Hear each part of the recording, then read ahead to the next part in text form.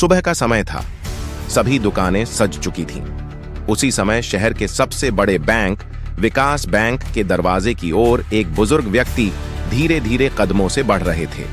उनका नाम था श्यामलाल जी। जैसे ही दरवाजे के पास पहुंचे, दरवाजे पर खड़े गार्ड ने उन्हें ऊपर से नीचे तक घूरा। उसकी नजरों में साफ साफ लिखा था, तुम यहां क्या करने आए हो? श्यामलाल जी ने उसकी तरफ ध्यान नहीं दिया और धीरे धीरे कांच का दरवाजा धकेलकर अंदर चले गए। अंदर जाते ही कर्मचारियों और ग्राहकों ने उन्हें अजीब नजरों से देखने लगे। सब उन्हें ऐसे देख रहे थे जैसे कोई गलत जगह पर आ गया हो।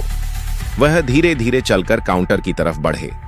एक काउंटर पर पूछताछ लिखा था, जहां नेहा नाम की एक 32 साल की महिला बैठी थी। नेहा अपने काम से ज्यादा अपने फोन में व्यस्त थी। उसके चेहरे पर एक अजीब सी अकड़ थी।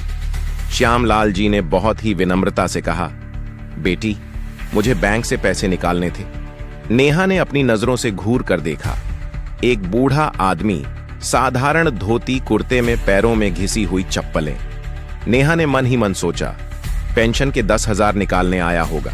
उसने बेरुखी से कहा, तो निकालो, मैं क्या करूं? जाओ उस काउंटर पर, बेटी चेक से निकालने हैं। नेहा ने एक नकली हंसी हंसते हुए कहा, ओहो, चेक से कितने निकालने हैं? 2,000 मुझे RS 1 लाख नकद निकालने हैं। यह सुनते ही वह जोर जोर से हंसने लगी। उसकी हंसी इतनी तेज थी कि आसपास के लोग भी देखने लगे। क्या कहा? RS 1 लाख? अरे बाबा, सुबह सुबह मजाक करने आ गए क्या? तुम अपनी शक्ल देखी है आईने में? जिंदगी में कभी इतने पैसे एक साथ देखे भी हैं? भिखारी कहीं के। चलो निकलो यहां से, मेरा और बैंक का टाइम खराब मत करो। श्यामलाल जी का चेहरा अपमान से लाल हो गया। उन्होंने कांपती आवाज में कहा, बेटी, तुम ऐसी बातें क्यों कर रही हो? मेरा खाता इसी बैंक में है, तुम बस एक बार चेक तो देख लो। नेहा अब चिल्लाने लगी थी, मुझे नहीं देखना कोई चेक वेक। तुम्हारी हिम्मत कैसे हुई इतने बड़े बैंक में घुसने की? यह बैंक तुम जैसे भिखारियों के लिए नहीं है। यहां शहर के बड़े बड़े लोग आते हैं। तुम्हारी तो औकात भी नहीं है यहां खाता खोलने की। पता नहीं कौन चपरासी था जिसने तुम्हारा खाता खोल दिया। चलो निकलो यहां से, वरना गार्ड को बुलाकर धक्के मारकर बाहर निकलवा दूंगी। श्यामलाल जी हक्के बक्के रह गए। ये हंगामा सुनकर आसपास भीड़ जमा हो गई थी। सभी खड़े होकर तमाशा देख रहे थे। तभी बैंक मैनेजर मिस्टर वर्मा अपनी कांच की केबिन से बाहर निकला। मिस्टर वर्मा एक नंबर का घमंडी और चापलूस इंसान था। उसने दूर से ही माजरा समझ लिया। वर्मा ने कड़क आवाज में पूछा, क्या हो रहा है यहां? नेहा, ये कौन हंगामा कर रहा है? नेहा को जैसे और बल मिल गया। उसने चटकारे लेते हुए कहा, सर देखिए ना, यह कोई भिखारी है। सुबह सुबह आ गया है और कह रहा है कि इसे RS लाख कैश चाहिए। मैं इसे बाहर जाने को कह रही हूं तो यह जा ही नहीं रहा। मिस्टर वर्मा गुस्से में श्यामलाल जी की तरफ बढ़ा। ए बुढ़े, सुनाई नहीं दे रहा तुझे? जब वह कह रही है कि यहां से जाओ तो जाता क्यों नहीं? यह बैंक है, कोई धर्मशाला नहीं जो कोई भी मुंह उठाकर चला आए। श्यामलाल जी ने हाथ जोड़कर कहा, साहब, मैं भिखारी नहीं हूं, मेरा पैसा है। मिस्टर वर्मा ने अपना आपा खो दिया। उसने आगे बढ़कर श्यामलाल जी को जोर से सीने पर धक्का दे दिया। निकल यहां से। धक्का इतना जोरदार था कि 60 साल के श्यामलाल जी अपना संतुलन खो बैठे और लड़खड़ाकर धड़ाम से जमीन पर गिर पड़े। उनकी पासबुक और चेक हाथ से छूटकर दूर जा गिरे। उनके सिर में हल्की सी चोट भी आई। एक पल के लिए पूरे बैंक में सन्नाटा छा गया। फिर मैनेजर गार्ड पर चिल्लाया, देख क्या रहे हो? उठाओ इसे और बाहर फेंको। पता नहीं कहां कहां से आ जाते हैं बैंक का माहौल खराब करने। गार्ड ने लपक कर श्यामलाल जी की बांह पकड़े और उन्हें घसीटते हुए बैंक के दरवाजे से बाहर कर दिया। श्यामलाल जी ने पीछे मुड़कर देखा। नेहा विजय मुस्कान के साथ उसे देख रही थी। मिस्टर वर्मा अपनी टाई ठीक करता हुआ वापस अपने केबिन में जा रहा था और बाकी ग्राहक, वह सब ऐसे अपनी अपनी जगह लौट गए जैसे कुछ हुआ ही ना हो। बैंक के बाहर धूल और गाड़ियों के शोर के बीच श्यामलाल जी जमीन पर बैठे थे। आंखों में बेबसी के आंसू थे। उन्होंने अपनी जिंदगी में बहुत मेहनत और ईमानदारी से पैसा कमाया था, लेकिन आज उनके ही पैसों ने उन्हें भिखारी बना दिया था। वह अब वहां से उठकर धीरे धीरे घर की ओर पैदल ही चलने लगे। हर कदम एक बोझ की तरह लग रहा था। घर पहुंचकर उन्होंने दरवाजा बंद किया और वहीं जमीन पर बैठ गए। वह बच्चों की तरह फूट फूट कर रोने लगे। काफी देर रोने के बाद उनका मन थोड़ा हल्का हुआ, लेकिन अपमान की आग अभी भी अंदर जल रही थी। उन्होंने सोचा कि क्या उन्हें रोहन को यह सब बताना चाहिए। वह अपने बेटे को परेशान नहीं करना चाहते थे, लेकिन फिर उन्होंने सोचा अगर मैं चुप रह गया तो उन जैसे लोगों का हौसला और बढ़ेगा। उन्होंने कांपते हाथों से अपना फोन उठाया और रोहन का नंबर मिलाया। उस समय रोहन दिल्ली में एक बहुत बड़ी इंटरनेशनल डील की मीटिंग में था। करोड़ों का प्रोजेक्ट था। जैसे ही उसके पर्सनल फोन पर पिताजी का नाम चमका, उसने मीटिंग में बैठे लोगों से माफी मांगी। उसने फोन उठाया, हॉल से बाहर निकल गया और अपने अंदाज में कहा, हाँ पिताजी, सब ठीक है। आपने आज सुबह फोन नहीं किया, मैं चिंता कर रहा था। दूसरी तरफ से श्यामलाल जी की भारी और भीगी हुई आवाज आई, हाँ बेटा, सब ठीक है। एक बेटे को अपने पिता की आवाज का जरा सा भी बदलाव पता चल जाता है। रोहन तुरंत समझ गया कि कुछ गड़बड़ है। पिताजी, आपकी आवाज ठीक नहीं लग रही, क्या हुआ, प्लीज बताइए। श्यामलाल जी और खुद को रोक नहीं पाए। उन्होंने रोते रोते बैंक में हुई सारी घटना अपने बेटे को बता दी। कैसे उन्हें भिखारी कहा गया, कैसे मैनेजर ने उन्हें धक्का दिया और कैसे उन्हें गार्ड से बाहर फेंकवा दिया गया। जैसे जैसे रोहन सुनता गया, उसके चेहरे का रंग बदलता गया। फोन पर श्यामलाल जी की सिसकियां सुनकर उसका दिल टूट गया। पिताजी, आप बस शांत हो जाइए, प्लीज आप रोइए मत, मैं अभी आ रहा हूं। नहीं बेटा, तू अपनी मीटिंग कर, मैं ठीक हूं, बस मन हल्का करना था इसलिए बता दिया। नहीं, रोहन की आवाज में एक ऐसी दृढ़ता थी जिसे कोई काट नहीं सकता था। कोई मीटिंग, कोई डील मेरे पिता के सम्मान से बड़ी नहीं है। मैं पहली फ्लाइट से वापस आ रहा हूं, आप बस दरवाजा बंद करके आराम कीजिए, अब जो भी करना है मैं करूंगा। रोहन ने फोन काटा और वापस मीटिंग रूम में गया। उसने सबसे माफी मांगी। बिना किसी और की सुने वह मीटिंग से बाहर निकल गया। उसने तुरंत अपने असिस्टेंट को मुंबई की पहली फ्लाइट बुक करने को कहा और अपनी कार से सीधा एयरपोर्ट के लिए निकल गया। रास्ते भर उसके दिमाग में अपने पिता का रोता हुआ चेहरा और बैंक कर्मचारियों के घमंडी चेहरे घूम रहे थे। रोहन ने मन ही मन फैसला कर लिया था, वह उन लोगों को सिर्फ सजा नहीं देगा, बल्कि उन्हें एक ऐसा सबक सिखाएगा जो वह अपनी पूरी जिंदगी नहीं भूल पाएंगे, और यह सबक वह अपने तरीके से सिखाएगा, शांति से, लेकिन पूरी ताकत से। देर रात जब रोहन घर पहुंचा तो उसने देखा कि उसके पिता सोफे पर ही बैठे बैठे सो गए थे। उनके चेहरे पर अभी भी उदासी और थकान थी। रोहन ने धीरे से उनके कंधे पर हाथ रखा। श्यामलाल जी हड़बड़ाकर उठ गए। अपने बेटे को सामने देखकर उनकी आंखों में फिर से आंसू आ गए। रोहन ने उन्हें गले से लगा लिया। बस पिताजी, अब और नहीं, आप आराम कीजिए, कल हम एक साथ उस बैंक में जाएंगे। श्यामलाल जी ने कहा, नहीं बेटा, अब हमें वहां जाने की क्या जरूरत है, मैं उस बैंक में अब कभी कदम नहीं रखूंगा। रोहन ने उनके हाथ पकड़ते हुए कहा, जाना होगा पिताजी, यह सिर्फ आपके अपमान की बात नहीं है, यह उस घमंड को तोड़ने की बात है। हमें जाना होगा ताकि आइंदा वह किसी और के पिता के साथ ऐसा करने की हिम्मत ना करें, और हम वैसे ही जाएंगे जैसे आप आज गए थे। बिल्कुल साधारण कपड़ों में श्यामलाल जी अपने बेटे के चेहरे पर दृढ़ संकल्प देखकर चुप हो गए। अगली सुबह रोहन ने एक साधारण सी कॉटन की पैंट और एक मामूली सी शर्ट पहनी। पैरों में उसने भी चप्पलें डाल लीं। रोहन ने अपने ड्राइवर को भी छुट्टी दे दी थी। उसने एक ऑटो रिक्शा रोका और दोनों बैंक की तरफ चल दिए।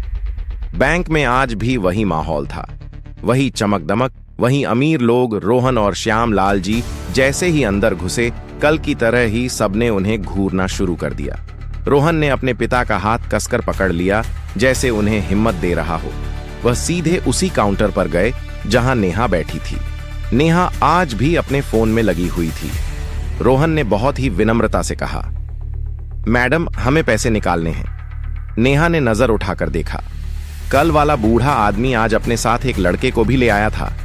उसने रूखे से कहा, ओ तो तुम फिर आ गए, आज अपने बेटे को भी ले आए हो शिकायत करने। सुनो, यहां कोई सुनवाई नहीं होगी, चलो निकलो यहां से। रोहन मुस्कुराया, मैडम, हम शिकायत करने नहीं आए हैं, हम पैसे निकालने आए हैं। ये मेरे पिताजी का चेक है, प्लीज इसे प्रोसेस कर दीजिए। नेहा ने चेक हाथ में लिया और अमाउंट देखकर फिर से हंस पड़ी।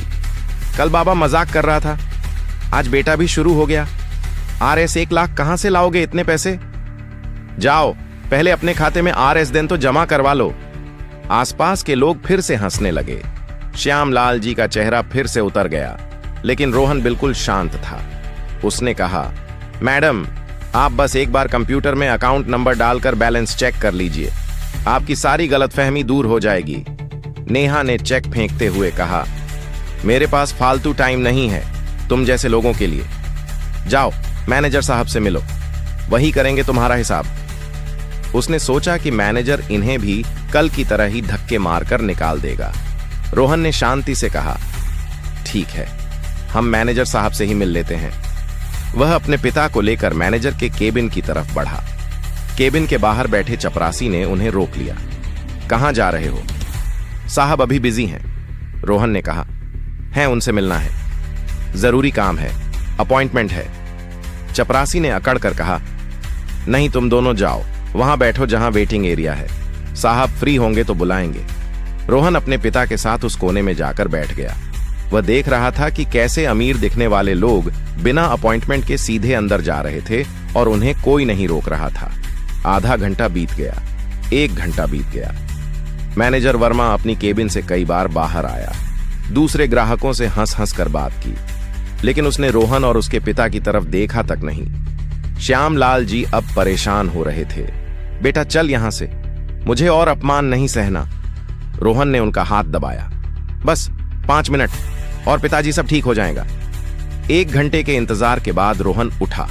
इस बार उसके चेहरे पर मुस्कान नहीं, बल्कि एक चट्टानी दृढ़ता थी।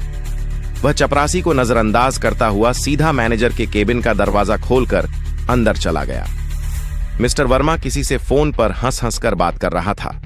अचानक किसी को बिना इजाजत के अंदर आया देखकर वह भड़क गया। उसने चिल्लाकर कहा, तमीज नहीं है क्या? बिना पूछे अंदर कैसे आ गए? रोहन वर्मा की टेबल के सामने आकर खड़ा हो गया।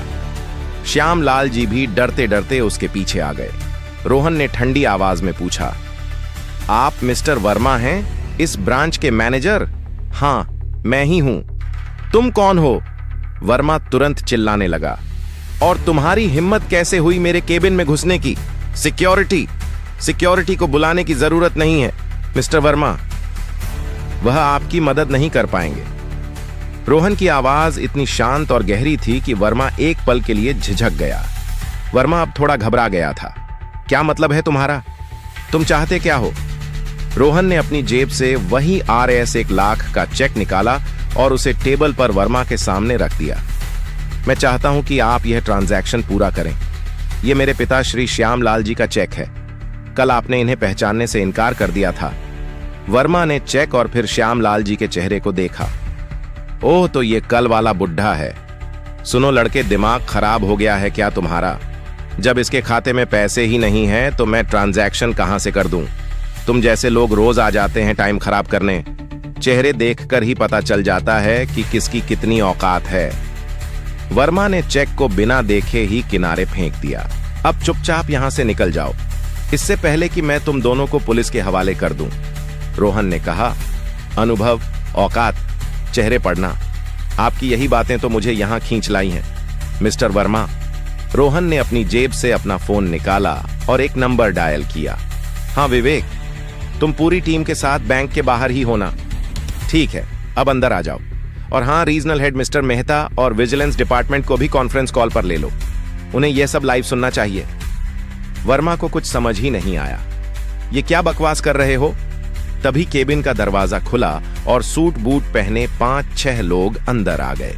उनमें से एक ने आगे बढ़कर रोहन को एक फाइल दी। वर्मा उन लोगों को देखकर और भी घबरा गया। रोहन ने अपनी कुर्सी खींची और वर्मा की आंखों में आंखें डालकर बैठ गया। उसकी आवाज अब बिल्कुल बदल चुकी थी। उसमें एक मालिक का अधिकार था। मिस्टर वर्मा, मेरा नाम रोहन है और यह जिन्हें कल आपने भिखारी कहकर धक्का दिया था, मेरे पिता श्री श्यामलाल जी हैं और मैं रोहन इस विकास बैंक का मेजॉरिटी शेयर होल्डर और मालिक हूं। मतलब जिस कुर्सी पर तुम बैठे हो, जिस बैंक में तुम काम करते हो, वह मेरा है और मेरे पिताजी का है। एक पल के लिए केबिन में मौत जैसा सन्नाटा छा गया। यह सुनते ही मैनेजर वर्मा के पैरों के नीचे से जमीन खिसक गई। उसका मुंह खुला का खुला रह गया। माथे पर पसीने की बूंदें चमकने लगीं। उसे अपने कानों पर यकीन नहीं हो रहा था। बाहर काउंटर पर बैठी नेहा भी यह सब देखकर हैरान थी। पूरा बैंक स्टाफ और ग्राहक अब केबिन की तरफ ही देख रहे थे। वर्मा कांपती आवाज में बोला, सर, आप मजाक कर रहे हैं। रोहन की आवाज गूंजी, मजाक तो कल आप लोगों ने मेरे पिता के साथ किया था, जब आपने उन्हें भिखारी कहा था, जब आपने उन्हें धक्का देकर जमीन पर गिरा दिया था, जब पूरी दुनिया तमाशा देख रही थी। रोहन ने अपने साथ आए एक आदमी को इशारा किया। उसने एक लैपटॉप खोला और उस पर कल की सीसीटीवी फुटेज प्ले कर दी। पूरी घटना एक एक पल साफ साफ दिख रहा था। नेहा की हंसी, वर्मा का धक्का, गार्ड का घसीटना, सब कुछ। यह फुटेज अब से कुछ ही मिनटों में हेड ऑफिस और न्यूज चैनलों तक पहुंच जाएगी। मिस्टर वर्मा, और आपकी बर्खास्तगी के पत्र भी तैयार हैं। वर्मा अब लगभग रोने वाला था। वह अपनी कुर्सी से उठा और सीधा श्याम लाल जी के पैरों में गिर पड़ा। सर, सर, मुझे माफ कर दीजिए। मुझसे बहुत बड़ी गलती हो गई। मैंने आपको पहचाना नहीं। मैं गधा हूं, मैं जानवर हूं। प्लीज मेरी नौकरी मत लीजिए सर, मेरे छोटे छोटे बच्चे हैं। श्याम लाल जी का दिल पसीज गया। उन्होंने रोहन की तरफ देखा, लेकिन रोहन की आंखों में कोई रहम नहीं था। जब तुम मेरे पिता को धक्का दे रहे थे, तब तुम्हें भी अपने बच्चे याद नहीं आए, और आप दोनों ने इस बैंक के नाम और भरोसे को मिट्टी में मिला दिया है। रोहन ने अपने सीईओ की तरफ देखा और कहा, इन दोनों के टर्मिनेशन लेटर दो, और 7 गार्ड को भी मैं अपनी बैंक में ऐसे लोगों को एक पल भी बर्दाश्त नहीं कर सकता। फिर वह पूरे बैंक स्टाफ की तरफ मुड़ा, जो अब तक केबिन के बाहर जमा हो चुके थे। आज जो हुआ वह आप सबके लिए एक सबक है। इंसान की कीमत उसके कपड़ों से नहीं, उसके किरदार से होती है। ग्राहक भगवान होता है, चाहे वह फटे कपड़ों में हो या सूट बूट में। अगर आज के बाद मुझे इस ब्रांच में किसी भी ग्राहक के साथ बदसलूकी की शिकायत मिली, तो सिर्फ नौकरी नहीं जाएगी, मैं उसके खिलाफ कानूनी कार्यवाही भी करूंगा। पूरे बैंक में पिन ड्रॉप साइलेंस था। अंत में रोहन अपने पिता के पास गया। उसने उनके कंधे पर हाथ रखा। श्याम लाल जी ने वर्मा की तरफ देखा और बस इतना कहा, बेटा, हमने यह बैंक लोगों की मदद के लिए बनाया था, किसी का अपमान करने के लिए नहीं। याद रखना, दौलत आज है, कल नहीं रहेगी, लेकिन इंसानियत और संस्कार जिंदगी भर साथ देते हैं।